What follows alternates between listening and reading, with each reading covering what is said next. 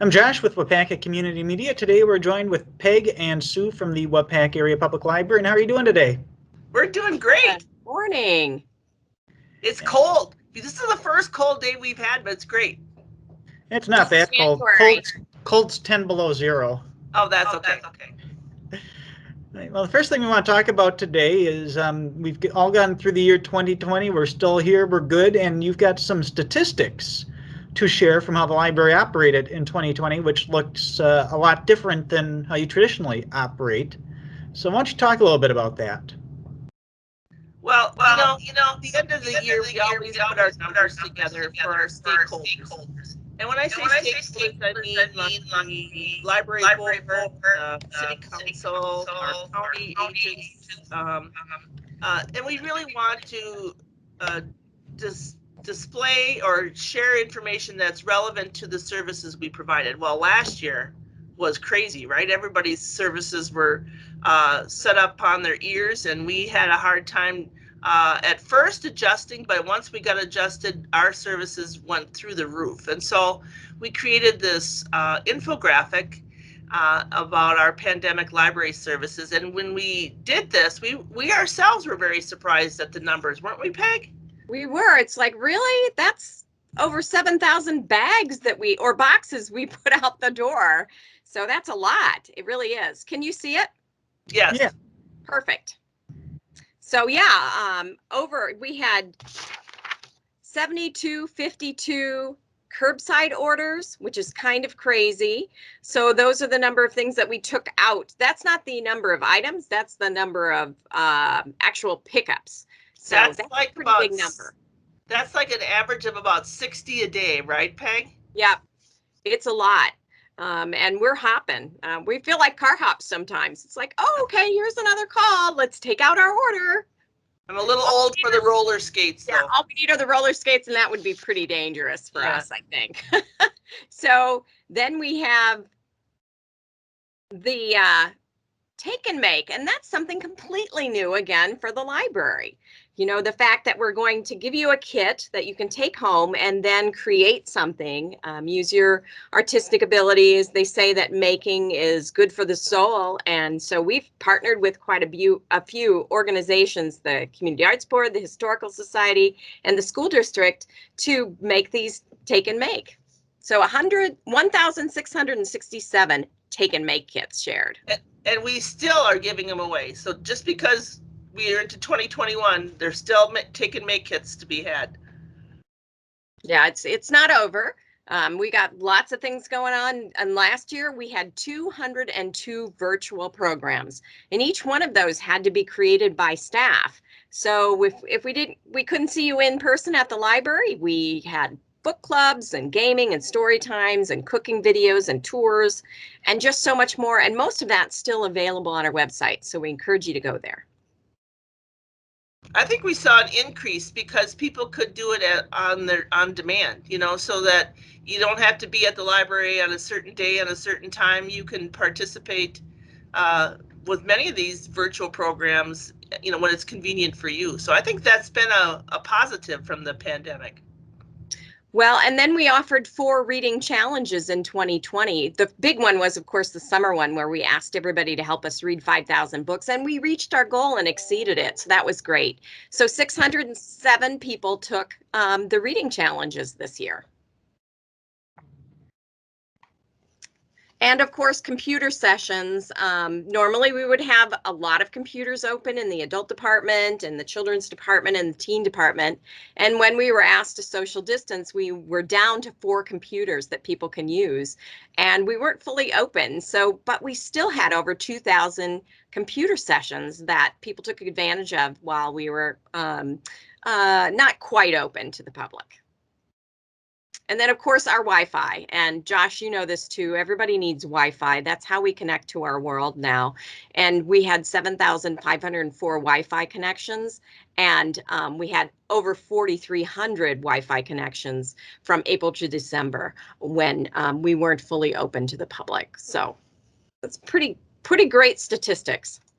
A lot of high numbers there. And you talk about how many curbside pickups you had, averaging 60 a day. Do you have any clue how many books you checked out through that or not? Oh, yes, we would have that number, but we don't have it with you. Okay. We circulated about half of what we did last year. So I think you know, if we circulated 23,000 items last year, it was a lot closer to 12,000 items this year, but that's still a lot, considering each one of those items had to be specially handled.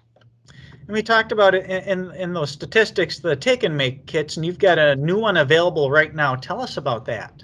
Well, right now, the Community Arts Board has got a really cool Luminary Kit that comes with everything you need to make your own luminary, light up the night in your yard. It's very cool. And it comes with everything you need, including the little battery-operated candle that goes inside the bag.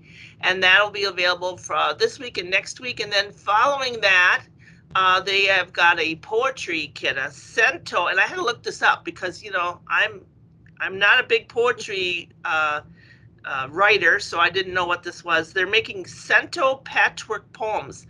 And a cento patchwork poem is a poem you make by taking lines of other people's poems and putting them together. So that's, you know, the patchwork piece of it. So once again, thanks to our Community Arts Board partners. We'll have some more coming up in February that we can talk about next time, but we've got a whole schedule so that there's always a take and make kit. So if you come to Curbside and you want to know what the take and make kit is, just ask and we'll make sure we can get you one. And in those statistics, we also talked about the over 200 virtual programs you did last year, and we've got a handful coming up. The first one we want to talk about is virtual story time. Yeah, we took our story time and we tweaked it a little bit. You know, we heard from parents is that their kids are missing coming to the library and getting the full effect of a story time. And while we were reading stories online and we were taking these families on field trips to the community online, we weren't doing the finger plays and the songs and the gross motor skills that are important pieces of early literacy. And so staff has been working, we're going to try, our goal is to do 2 story times, more like the real thing story times, 2 a month. And we're going to start already with one later this week. So very excited to check out that on our books, on our website. And they're limited because we know that screen time for young people really needs to be limited. And so, but we feel that what we can create is quality under 15 minutes, and that's our goal. So, and that's on demand. So once again, you know, if you're a working parent, you never made it to story time or baby garden, this is an opportunity for you to get that experience. We're very excited about this. It's fun. And then you've got Dr. Jack Rhodes scheduled for February 4th. Fill us in what he'll be doing. So Jack has traditionally done 4 movies in February on the Thursdays, and instead of that, this year we're trying something virtual where he's going to really give a talk about a certain type of movie, and it's mysteries this time, and everybody loves a great mystery. And of course, hearing Jack talk about those movies then just spurs you on to go ahead and get on InfoSoup and order them so your family can watch them, and there will be a short Q&A after that. So I know they're working with Jack to get that all ready to go, and please tune in and watch and watch after it too. So He's that'll be very available. knowledgeable and very passionate about those films. He is. So that's something you have to register for, correct? Yes, if you want to watch it live, you're going to register for it. All right. And then you've got a virtual life class coming up on the same day as well, February 4th. And I don't know if I want to even try pronouncing this word. I'll let you do that. Wakanja. So it's Wakanja, and it actually is the meaning of that word is sacred being. And there was a community west of here who they looked at their community and they realized that there was an escalating abuse problem. And they said, well, how can we help people so that they feel understood and they can not feel that guilt and shame of being a bad parent or not treating somebody well. So the idea is that you treat everyone as a sacred being. So it's a compassionate approach to things that may be happening in your community. If you can hear a parent really getting upset with a child, you know, then that's that time to step in and say, yeah, sometimes being a parent is hard, and what can we do to help you with this? So you have anything else? I know you're Wakanja. Yeah, Wakanja's been around a long time. We've been through a lot of trainings on it, but it is a wonderful opportunity to think about in a very empathetic way that, you know, anybody who's ever been a parent has gone through that moment when your child goes boneless in the grocery store and is laying on the floor screaming, you know, and what it's like to be that parent. And instead of looking with guilt and judgment, you know, on that person, to say, yeah, my kid did that one time too, you know, and then the parent doesn't feel quite so alone. We experienced a lot of that when the library was open and parents would get together and be able to talk. But now that with the pandemic, they're not able to do that. So this is a really great, it's really a subject, not just for young parents, but a subject for the whole community. So I hope lots of people come. It's going to be on Thursday, February 4th at 6 o'clock, and there is a registration on our website. Then you get a Zoom link. Yeah. And anyone who makes it to your website can learn about all the programs. They can see what materials they can get for checkout. They can get them reserved through the website. So that's the best place to go, and that is waupacalibrary.org. Thanks, Yeah. Josh.